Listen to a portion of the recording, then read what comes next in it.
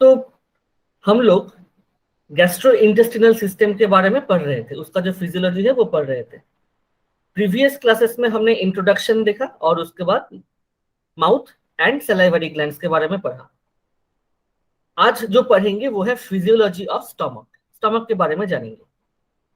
उसके अंडर में जो टॉपिक्स आएगा वो है, देखो यहाँ पे, फंक्शनल एनाटॉमी ऑफ स्टमक, मतलब जो स्टमक का जो एनाटॉमी है वो फंक्शन कैसे करता है, या फिर फिजियोलॉजिकल इंपॉर्टेंस क्या है उसका।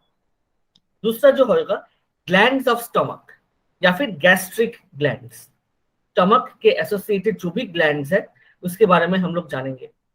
थर्ड जो टॉपिक होगा वो है फंक्शंस ऑफ स्टमक, स्टमक का काम क्या है। उसके बाद जो आएगा वो है properties and composition of gastric juice. ये जो स्टमक एसिड होता है, स्टमक जूस होता है, जो भी हम लोग कहते हैं, उसका प्रॉपर्टी क्या है, फीचर क्या है, और कॉम्पोजिशन क्या है, मतलब किस चीजों से बना हुआ है। उसके बाद गैस्ट्रिक जूस का फंक्शन, सिक्रीशन, रेगुलेशन, ये पढ़ेंगे।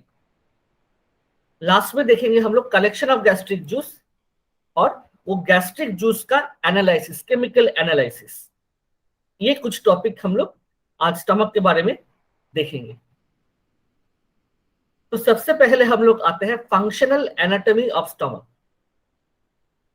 तो हम लोग क्या करेंगे, यहाँ पे जो भी दिया हुआ है ना इस बुक में, वो टू द पॉइंट है, यहां से हम लोग कुछ मतलब छोड़ नहीं सकते, इसीलिए हम लोग वर्बटिम पढ़ रहे हैं यहाँ पर। तो सबसे पहले यहाँ पे देखो लिखा हुआ है, stomach is a hollow organ situated just below the diaphragm on the left side in the abdominal cavity। तो जब हमने एनाटॉमी पढ़ा था तब हमने क्या कहा था कि कैविटी का मतलब क्या है, एम्प्टी स्पेस। हमारे बॉडी के अंदर किसी एक पर्टिकुलर लोकेशन में एम्प्टी स्पेस को हम लोग ये कैविटी कह रहे थे। तो यहाँ पे दिया हुआ है stomach is a hollow organ, hollow मतलब खाली, अंदर से खाली, पाइप जैसा स्ट्रक्चर या फिर बॉटल जैसा स्ट्रक्चर, है ना। तो ये अगर बॉटल को अगर दिखाएंगे तो इसके अंदर का जो एरिया है वो खाली है, हॉलो है। तो ठीक इसी तरह ये स्टमक भी एक हॉलो ऑर्गन है। इसका लोकेशन कहां पर है, situated just below the diaphragm. ये जो लंग्स का जो एंडिंग है हमारा, यहाँ पर हमारा डायाफ्राम रहता है, एक लेयर रहता है मसल का, ठीक है ना। तो उस डायाफ्राम के ठीक नीचे हमें मिलेगा ये स्टमक। कहां पर, ऑन द लेफ्ट साइड, ये मेरा लेफ्ट साइड है, तो लेफ्ट साइड के आसपास इस जगह पे हमें मिलेगा हमारा stomach. In the abdominal cavity, ये रीजन है हमारा थोरैक्स, तो यहाँ पे जो एरिया आएगा उसे कहेंगे थोरेसिक कैविटी। और डायफ्राम के नीचे वाला जो हिस्सा है वो हमारा हो गया एब्डोमेन, इसलिए वो हमारा हो गया क्या, एब्डोमिनल कैविटी। तो उस एब्डोमिनल कैविटी में हमारा जो लंग स्टमक है वो वहां पे मिलेगा, एग्जैक्टली दिस पोजिशन पर। तो यहाँ पे जो कहा गया है, stomach is a hollow organ, एक अंदर से खाली, जिसको हम लोग फाफा कहते हैं, अंदर से खाली एक ऑर्गन है जो कि डायफ्राम के ठीक नीचे रहता है, on the left side in the abdominal cavity, abdominal cavity के अंदर। एक एम्प्टी स्टमक का जो होल्डिंग कैपेसिटी है, वॉल्यूम है, वो है 50 ml। The volume of empty stomach is 50 ml, milliliter. Under normal condition, it can expand to accommodate 1 liter to 1.5 liter of solid and liquid। मतलब वैसे तो स्टमक का जो एम्प्टी स्टमक का जो नॉर्मल साइज है वो है 50 लीटर, 50 ml, 50 ml वॉल्यूम का लिक्विड या फिर सॉलिड वो होल्ड कर सकता है। देखने में ऐसा लगता है, लेकिन जब जरूरत पड़े तो उसका साइज 1 लीटर से लेके 1.5 लीटर तक का जो सॉलिड या लिक्विड है उसको होल्ड कर सकता है। इसका मतलब क्या, स्टमक एक इलास्टिक टाइप का ऑर्गन है, वो एक्सपैंड कर सकता है और सिकुड़ भी सकता है। ये क्लियर हुआ? Yes sir. अच्छा, इसीलिए नॉर्मल जब किसी का एनाटॉमिकल डाइसेक्शन करेंगे तो ऑर्गन का साइज, स्टमक का साइज छोटा मिलेगा, लेकिन देख पाएंगे कि अगर वो इंसान खा रहा होता तो बहुत सारा खाना एक साथ खा सकता है। तो वहां पे क्या होता है, स्टमक का साइज एक्सपैंड करता है। यहाँ पे देखो लिखा हुआ है however it is capable of expanding still further up to 4 litre. जरूरत पड़ने पर 4 लीटर का जो मतलब होल्डिंग कैपेसिटी भी ये रीच कर सकता है। तो इतना बड़ा इसका एक्सपेंशन एरिया है, लेकिन जनरली 1 लीटर टू 1.5 लीटर ये हम लोगों को मिलता है। तो ये था फंक्शनल एनाटॉमी ऑफ स्टमक, पहला मतलब बिगिनिंग। इसके बाद आता है पार्ट्स ऑफ स्टमक पे। स्टमक का जो एनाटॉमिकल डिस्टिंक्शन है, रीजियंस है, वो क्या है? तो इसको हम लोग एक पिक्चर से पहले देखते हैं। यहां पे देखो मल्टीपल कलर देख पा रहे हो? तो यहाँ पे जो पिंक कलर का एरिया है ये इसोफेगस है। तो फेरिंग्स के बाद जो लंबा इसोफेगस आया वो वाला पार्ट। अब ये जो ऑर्गन है ये स्टमक है हमारा। तो यहाँ पे देखो बहुत सारे कलर डिफरेंसेस किए गए हैं। पहला है कार्डिया, ये वाला ऑरेंज कलर जैसा जो दिख रहा है ये रीजन है कार्डिया। उसके बाद ऊपर की ओर जो ये ब्लू कलर का एरिया है ये है फंडस, फंडस कहते हैं इसे। उसके बाद जो मेजर एरिया है येलो कलर का यहाँ पे देख पा रहे हो, ये है बॉडी ऑफ द स्टमक। और उसके बाद जो चौथा एरिया है वो है पाइलोरस, ये ग्रीन कलर का। तो सबसे पहला आएगा कार्डिया। कार्डिया के ठीक ऊपर की ओर रहेगा जो ऊपर वाला हिस्सा है, वहां पर रहेगा फंडस। उसके बाद आएगा बॉडी जो कि मेजर एरिया है हमारा जो स्टमक है उसका। और एंड में होता है पाइलोरस। इसी पाइलोरस से देख सकते हो ड्यूओडेनम, स्मॉल इंटेस्टाइन का जो बिगिनिंग है वो ज्वाइन हो रहा है यहाँ पर ब्लू कलर से। तो ये है बेसिक रीजियंस ऑफ स्टमक। यहाँ पे और एक कलर पिक्चर को देखोगे तो देखो ग्रीन कलर का जो दिया हुआ है ना, ये एरिया है कार्डिया। उसके बाद ऊपर वाला जो डार्क रेड कलर का जो है ये है फंडस। फंडस के बाद आया ये बॉडी। और यहाँ पे जो एरिया है ये है हमारा पाइलोरस। तो 4 मेजर एरिया हो गया हमारा स्टमक में।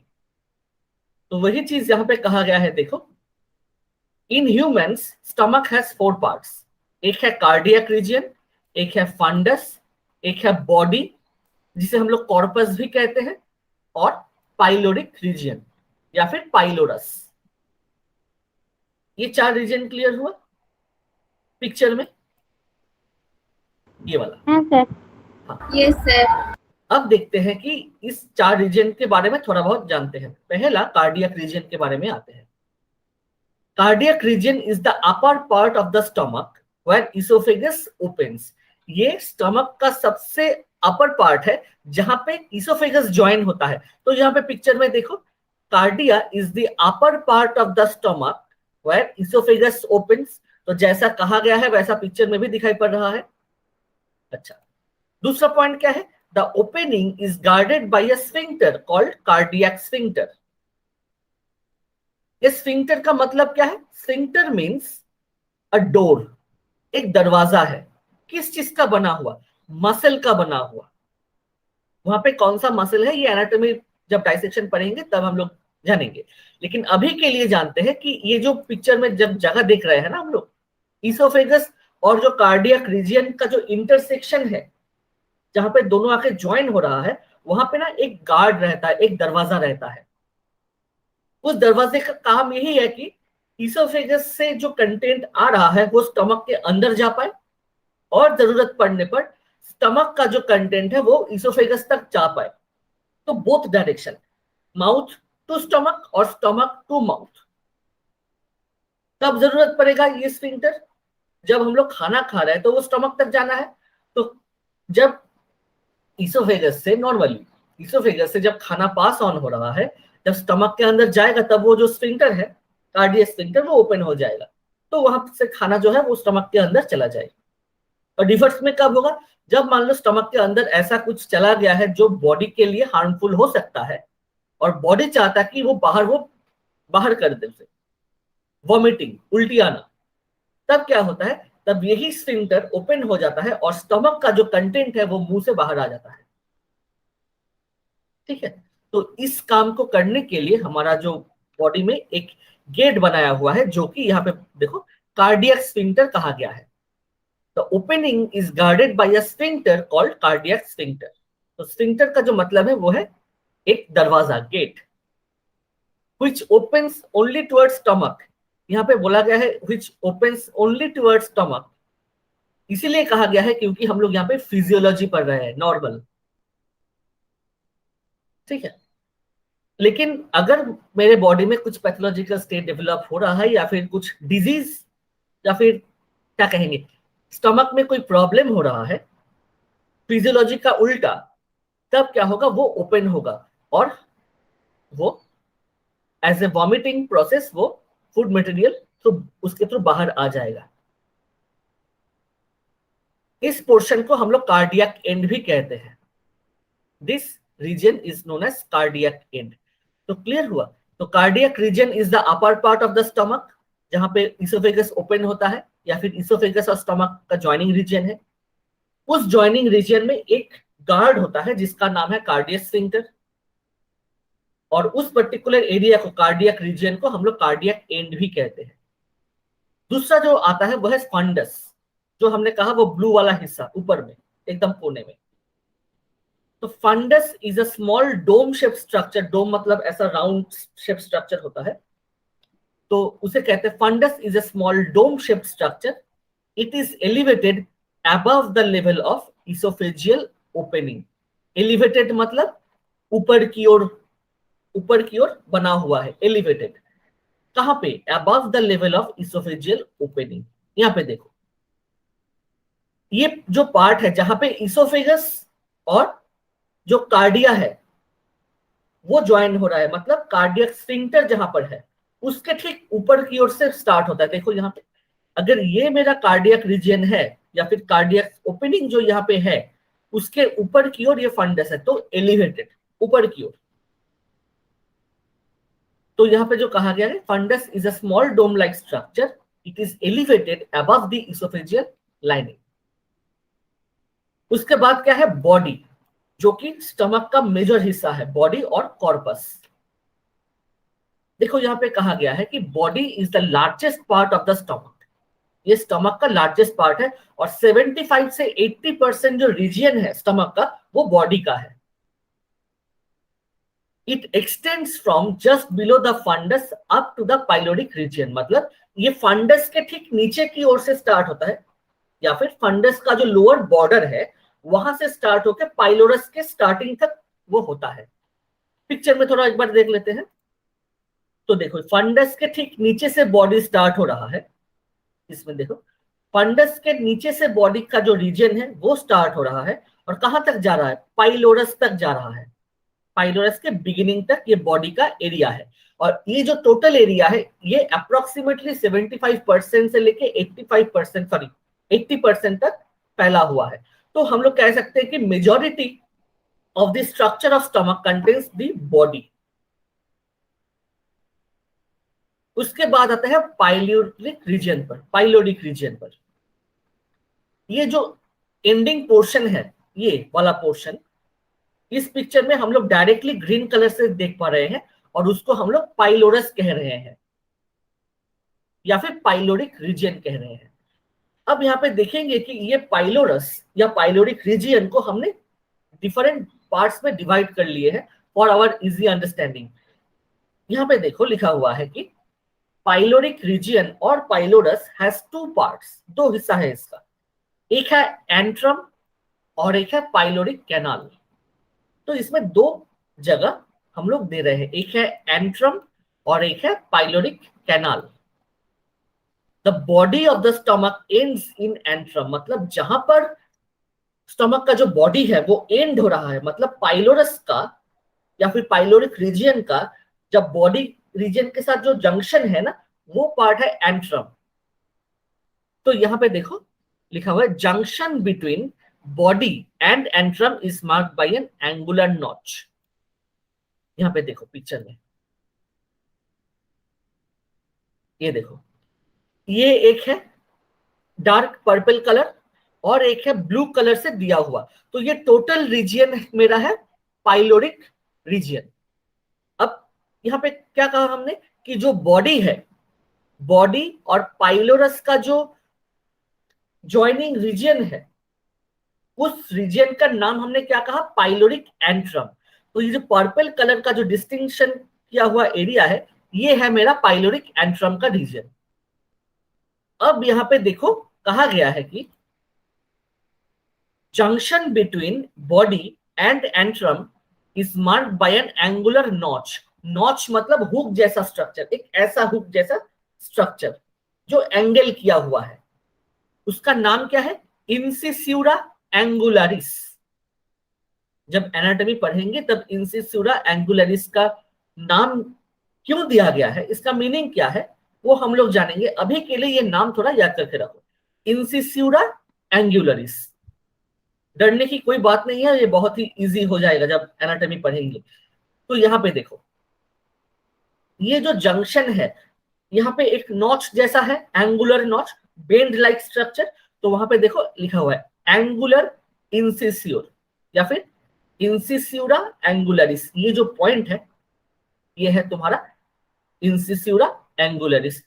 कॉपी में ना कलर करके डायग्राम करना, और उस डायग्राम का जो मार्किंग है वो प्रॉपरली करना, तब ना पूरा ये चीज दिमाग में बैठ जाएगा। क्योंकि जो भी तुम इस पिक्चर में देख पा रहे हो वही यहाँ पे डिस्क्रिप्शन किया हुआ है।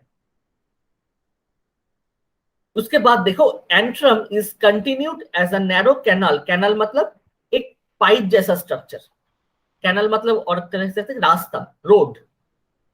तो antrum is continued as a narrow canal which is called pyloric canal और पाइलोरिक एंड। कहां पर है, यहाँ पर पिक्चर में देखो, ये देखो पाइलोरिक कैनाल या फिर पाइलोरस का जो एंड है वो।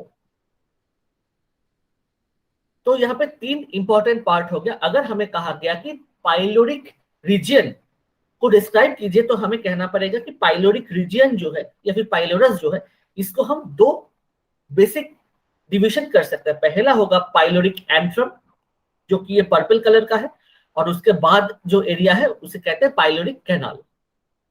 अब जो रीजन है जहां पर बॉडी ऑफ द स्टमक और पाइलोरिक एंट्रम ज्वाइन हो रहा है, वो जो जंक्शन है उसे कहते हैं एंगुलर इंसिस्यूरा या फिर इंसिस्यूरा एंगुलरिस।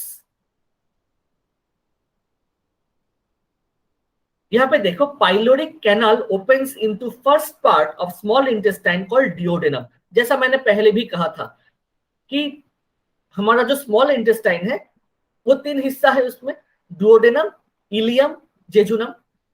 तो डिओडेनम जो स्मॉल इंटेस्टाइन का एकदम पहला बिगिनिंग है, पहला हिस्सा है, उसके साथ पाइलोरस का ज्वाइनिंग होता है। ये जो येलो कलर का रीजन देख पा रहे हो, ये डिओडेनम है, मतलब स्मॉल इंटेस्टाइन का स्टार्टिंग पोर्शन है, और ये पाइलोरस का जो एंडिंग पोर्शन यहाँ पे पाइलोरिक कैनल का, वो यहाँ पे देख पा रहे हो। यहाँ पे एक इंपॉर्टेंट पॉइंट हमें याद में रखना होगा कि ये जो रीजन है, ये जो एरिया है, ये भी एक जंक्शन है, दोनों सेपरेट ऑर्गन का मीटिंग पॉइंट, मतलब स्टमक का एंड और स्मॉल इंटेस्टाइन का स्टार्टिंग। तो यहां पर भी एक गेट होगा, यहां पर भी एक स्फिंक्टर रहेगा, उसको कहेंगे पाइलोरिक स्फिंक्टर। जिस तरह हमारे यहाँ पे कार्डियक स्फिंक्टर था, ठीक उसी तरह यहाँ पे भी एक गेट रहेगा जिसका नाम होगा पाइलोरिक स्फिंक्टर। तो यहाँ पे देखो लिखा हुआ है, the opening of pyloric canal is guarded by a sphincter called pyloric sphincter. It is one way, it opens towards duodenum. ठीक है, मतलब स्टमक का जो कंटेंट है वो ऑलवेज स्मॉल इंटेस्टाइन की ओर ही मूव करेगा, रिवर्स नहीं होगा अंडर नॉर्मल कंडीशन। इसलिए कहा गया है कि ये जो पाइलोरिक कैनाल है ये वन वे ओपन होता है, मतलब स्टमक का जो कंटेंट है वो डुओडेनम की ओर मूव करेगा। नॉर्मल कंडीशन में कभी भी डुओडेनम का जो कंटेंट है वो कभी भी स्टमक के अंदर नहीं आएगा। लेकिन ऐसे पैथोलॉजिकल स्टेट्स होते हैं, ऐसे डिजीज कंडीशंस होते हैं जहां पर हम लोग देख सकते हैं कि स्मॉल इंटेस्टाइन का जो कंटेंट है, मतलब जो स्टूल है, वो स्टमक में आ जाता है। ठीक है, ये जो पैथोलॉजिकल स्टेट है ये बहुत सीरियस कंडीशन होता है, ये हम लोग बाद में डिस्कस करेंगे। लेकिन अंडर नॉर्मल कंडीशन ये सिर्फ वन वे होता है, स्टमक टू डुओडेनम जाता है। ठीक है ना। तो यहाँ पे दो स्फिंक्टर हुआ, एक हुआ मेरा कार्डिया रीजियन पे कार्डियक स्फिंक्टर, और एक हुआ मेरा पाइलोरस के पास पाइलोरिक स्फिंक्टर। अच्छा, इसके बाद देखो स्टमक में दो बेंडिंग एरिया है, एक है ये वाला बेंडिंग एरिया कर्व्ड सरफेस, और एक है ये छोटा वाला कर्व्ड सरफेस। तो एक यहां से देख पा रहे हो कि लार्जर है और एक है स्मॉलर, तो यहाँ पे नाम दिया गया है इसका। Stomach has two curvatures, curvature का मतलब curved surface, curved area. Stomach में दो ऐसे रीजन्स होते हैं, एक राइट साइड में है और एक लेफ्ट साइड में है। जो बड़ा वाला है, जो लेफ्ट साइड में है, उसे कहेंगे ग्रेटर कर्वेचर, मतलब साइज में बड़ा है ना, तो इस साइड में जो है मेरा लेफ्ट साइड पे होगा, तो वो है ग्रेटर कर्वेचर, और जो स्मॉल साइड पे होगा, जो राइट साइड पे होगा, उसे कहेंगे लेसर कर्वेचर, छोटा लेसर कर्वेचर। तो ये जो राउंड एरिया है इसका नाम हो गया ग्रेटर कर्वेचर, और ये जो स्मॉल पोर्शन है इसका नाम हो गया लेसर कर्वेचर। वही यहाँ पे दिया गया है, देखो, one on the right side called lesser curvature and other on the left side called greater curvature। तो ये था स्टमक का जो स्ट्रक्चर है उसका बेसिक आइडिया। ये क्लियर हुआ? Yes, Yes, sir. sir.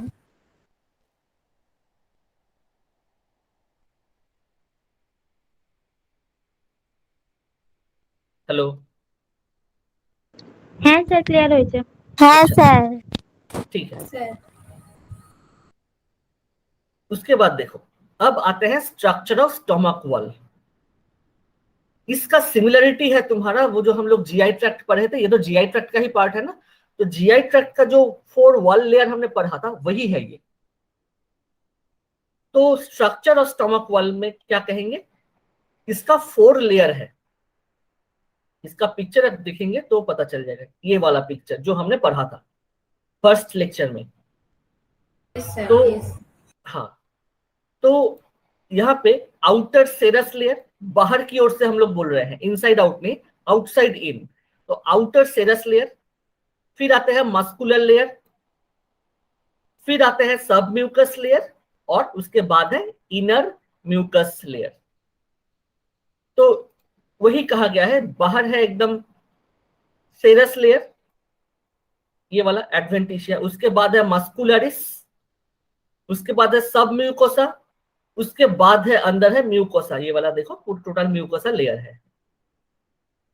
तो यही जो पार्ट है ये है जीआई ट्रैक्ट, और यही है स्टमक का पार्ट। तो इसोफेगस से लेके एनस तक वो जो क्रॉस सेक्शन होगा वो इसी 4 बेसिक स्ट्रक्चर से बना हुआ है।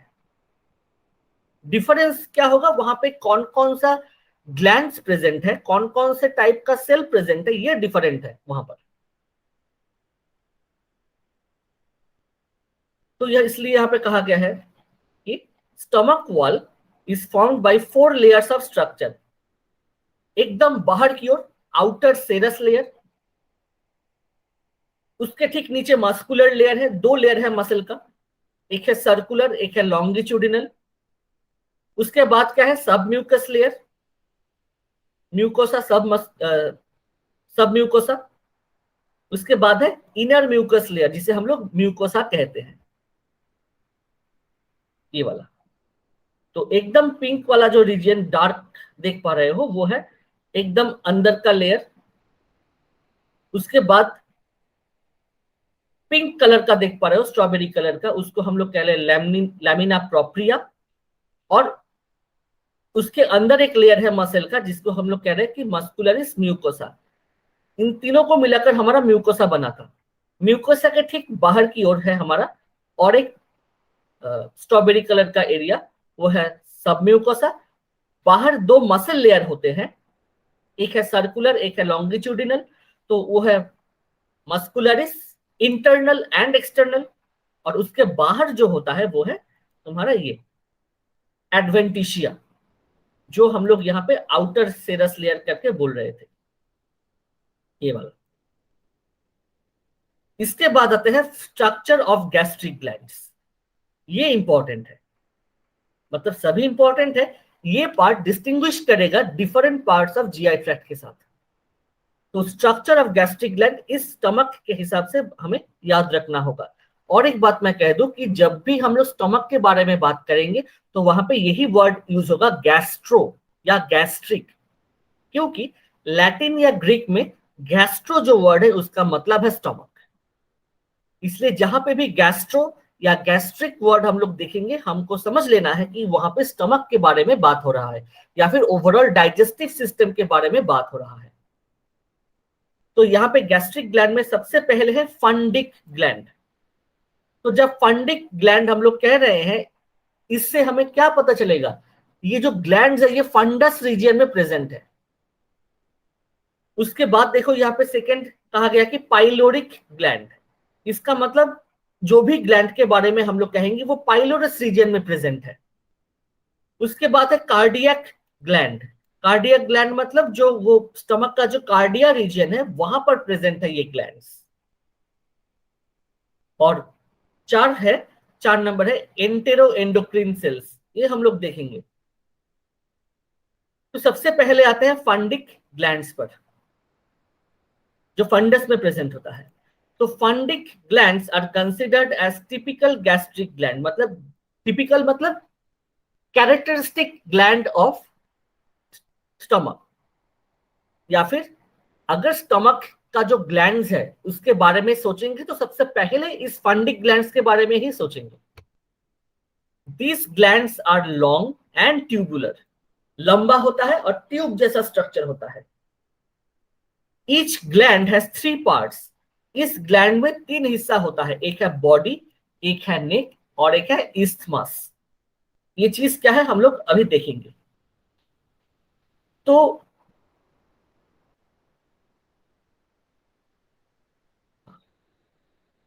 यहाँ पे पिक्चर में देखो,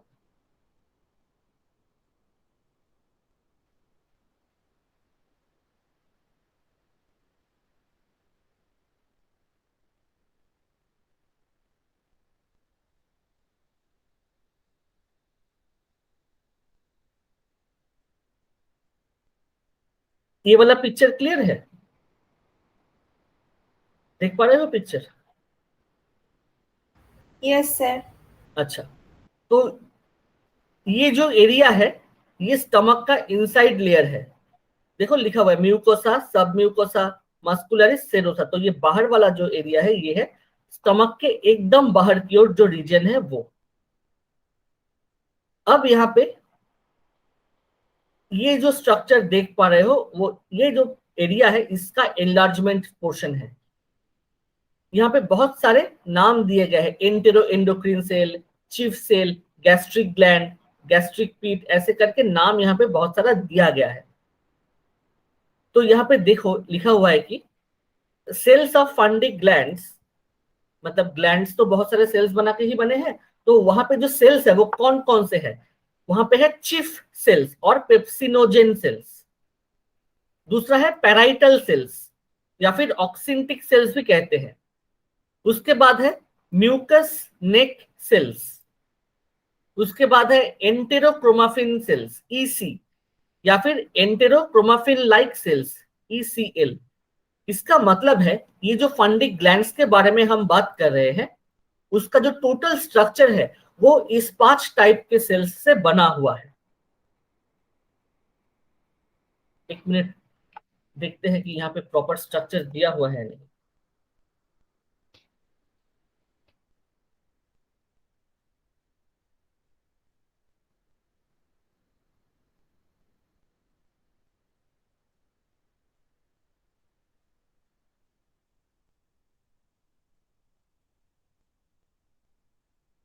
हाँ, ये वाला अच्छा पिक्चर है। तो ये तुम्हारा फंडिक ग्लैंड है मान लो। तो यहाँ पे 4 डिस्टिंक्शन किए हैं। तो हमने क्या कहा था कि fundic glands are considered as main gastric glands, ये लंबा होता है और ट्यूबुलर होता है। तो यहाँ पे पिक्चर में देखो, they are long and tube like structure, दोनों यहाँ पे दिखाई पड़ रहे हैं। अच्छा, ट्यूब मतलब पाइप जैसा स्ट्रक्चर। उसके बाद क्या है, ईच ग्लैंड हैज 3 पार्ट्स, हर एक ग्लैंड का 3 हिस्सा होता है, एक है बॉडी, एक है नेक और एक है isthmus। तो पिक्चर में देखेंगे तो नीचे वाला जो देखो बेस ऑफ द ग्लैंड जो कहा गया है, एकदम नीचे वाला हिस्सा ये वाला, इसको हम लोग बॉडी ऑफ द ग्लैंड भी कहते हैं। तो बेस और बॉडी, तो base of the gland part 1 हुआ। उसके बाद देखो गला, नेक, ये जो ओपनिंग है ये है नेक, नेक ऑफ द ग्लैंड। और उसके बाद है isthmus, जो यहाँ पे ओपनिंग हो रहा है। ठीक है, तो ये 3 रीजियन होता है तुम्हारा ग्लैंड्स के अंदर, तो वही कहा गया है। ईच ग्लैंड हैज 3 पार्ट्स, एक है बॉडी या फिर जो बेस ऑफ द ग्लैंड है वो, दूसरा है नेक, उस तीसरा है isthmus, ऊपर की ओर। ये स्ट्रक्चर क्लियर हुआ? तो hollow tube like structure and long, लंबा है, ट्यूब लाइक स्ट्रक्चर है, जिसका 3 हिस्सा है। नीचे से ऊपर की ओर अगर जाएंगे तो सबसे नीचे होगा मेरा बॉडी या बेस, उसके बाद आएगा नेक, उसके बाद आएगा isthmus, ये वाला। अच्छा, अब ये तीनों जो रीजियन है यहाँ पे देख सकते हैं कि पिंक कलर का, लाइट पिंक कलर का, या फिर कुछ कुछ जगह पे ब्लू कलर का सेल्स हमें दिखाई पड़ रहा है। तो यहाँ पे क्या कहा गया है कि the cells of fundic glands, तो उस ग्लैंड के अंदर बहुत सारे सेल्स हमें मिलेंगे। अब वो कौन कौन से टाइप के सेल्स हमें उस ग्लैंड के अंदर में मिलेंगे? पहला जो है वो है चीफ सेल या फिर पेप्सिनोजेन सेल,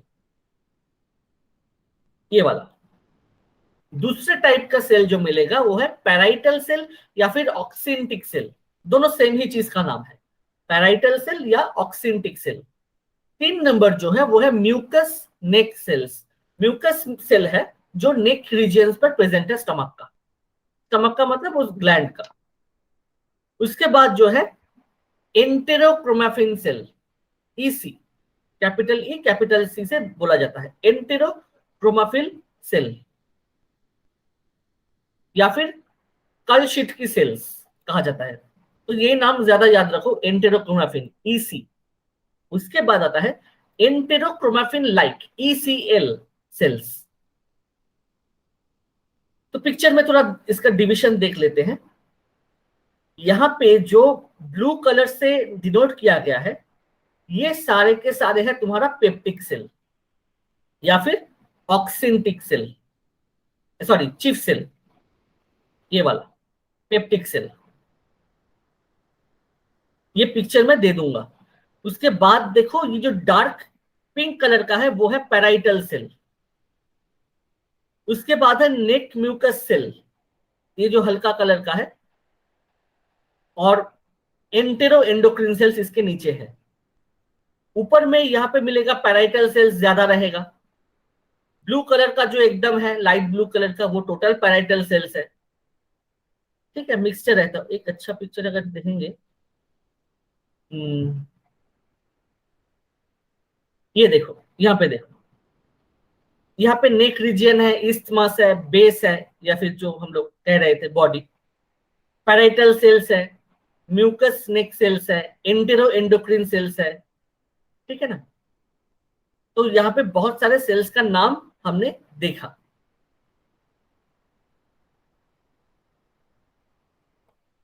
ये जो एंडोक्रिन सेल हम लोग देख पा रहे हैं यही एंटेरो एंडोक्रिन सेल है। यहाँ पे पैराइटल सेल, नेक सेल। ठीक है, तो यहाँ पे कुछ और सेल्स का भी नाम है, वो हम लोग बाद में जानेंगे, लेकिन अभी के लिए हम लोग जान के रखते हैं कि वहां पे क्या रहेगा, चीफ सेल्स या पेप्सिनोजेन सेल्स। उसके बाद है पैराइटल सेल्स या ऑक्सिंटिक सेल्स, म्यूकस नेक सेल्स, या फिर ईसी ग्रुप जो है, एंटेरोक्रोमाफिन ग्रुप जो है वो। ये पिक्चर क्लियर हुआ? Yes sir. अच्छा,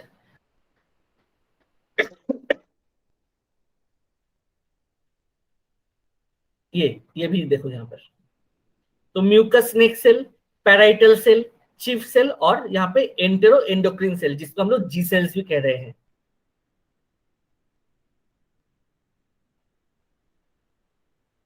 अब आते हैं हम लोग नेक्स्ट पे। Parietal cells are different from other cells because presence of canaliculi. ये जो कैनालिक्यूली है, इससे वो जो पैराइटल सेल है उसका सिक्रीशन पॉसिबल होता है, ठीक है। Parietal cells are different from other cells because of the presence of canaliculi. देखता हूं यहाँ पे पिक्चर दिया हुआ है या नहीं।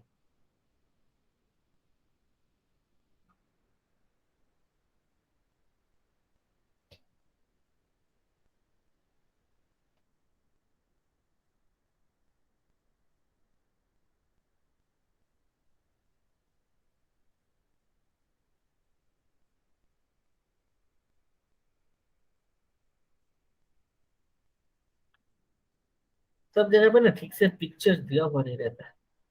ये देखो, ये है पैराइटल सेल का पिक्चर। तो पैराइटल सेल में ये छोटे छोटे ट्यूब स्ट्रक्चर भी अंदर है, तो ये जो रीजन है इसे कहते हैं कैनालिक्यूली। देखो, कैनल है, एक रास्ता है, लेकिन छोटा है साइज में, इसलिए इसे कहते हैं कैनालिक्यूली। स्मॉल कैनल भी कह सकते हैं हम लोग। ये पिक्चर में दे दूंगा, यहाँ पे अच्छे से दिया हुआ है सेल का जो स्ट्रक्चर है। तो यहाँ पे कैनालिक्यूली का मीनिंग देखो,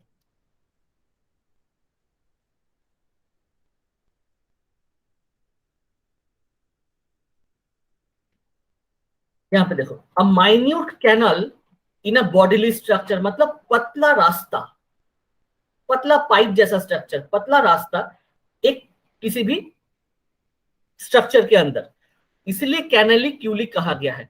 नॉर्मली जब बड़ा होता है उसे कहते हैं कैनाल। यहाँ पे क्लियर हुआ ये वाला पार्ट। तो ये जो अंदर जो इंडेंट है, अंदर का जो रीजन है, ट्यूब लाइक रीजन है, इसको हम लोग कहते हैं कैनालिक्यूली। तो वही कहा गया है। Parietal cells empty their secretion into lumen of the gland through canaliculi. मतलब स्टमक के अंदर जो सिक्रीशन जो भी होता है वो ये ग्लैंड के अंदर से ये कैनालिक्यूली से पास होते हुए स्टमक के अंदर जा पहुंचता है। तो वही कहा जा रहा है। तो यहाँ पे देखो, ये पैराइटल सेल के अंदर से जो गैस्ट्रिक एसिड जिसे कहते हैं हाइड्रोक्लोरिक एसिड, वो बनकर ये कैनालिक्यूली से बाहर होता है। एरो यहां से दिया गया है इसलिए बाहर की ओर।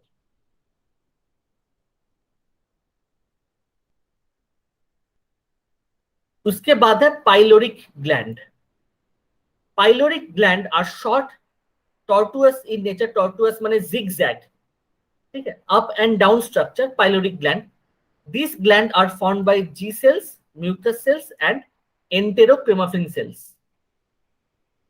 ये वाला।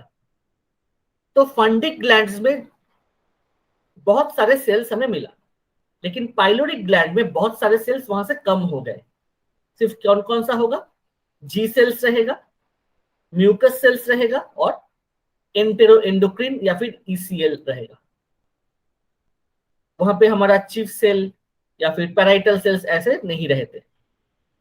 उसके बाद है कार्डियक ग्लैंड पे। तो वहां पे cardiac glands are also short and tortuous in structure. Tortuous मैंने फिर से कह रहा हूं कि वो zigzag up and down structure है, जहां पे बहुत सारे म्यूकस सेल्स रहेंगे, ईसी सेल्स और ईसीएल सेल्स रहेगा, enterochromaffin cell, enterochromaffin like cell and chief cells are also present in cardiac region. तो यहां पे जब हम लोग कह रहे थे कि fundic glands are considered as major gastric glands, इसका रीजन यह था कि वहां पे बहुत सारे बहुत सारे सेल्स प्रेजेंट होंगे एक पर्टिकुलर ग्लैंड के पास। ऐसा कंपोजिशन बाकी रीजन में तुमको नहीं मिलेगा। पाइलोरिक ग्लैंड्स पे भी नहीं है, तुम्हारा जो कार्डियक रीजन है वहां पे भी सब सारे के सारे प्रेजेंट नहीं है। इसीलिए हम लोग ये फंडिक ग्लैंड्स को टिपिकल गैस्ट्रिक ग्लैंड कहते हैं। ये क्वेश्चन में आ सकता है कि why fundic glands are considered as typical gastric glands, explain. तब हमें ये जो डिस्टिंक्शन है टाइप्स ऑफ सेल्स का, वो हमें मेंशन करना होगा।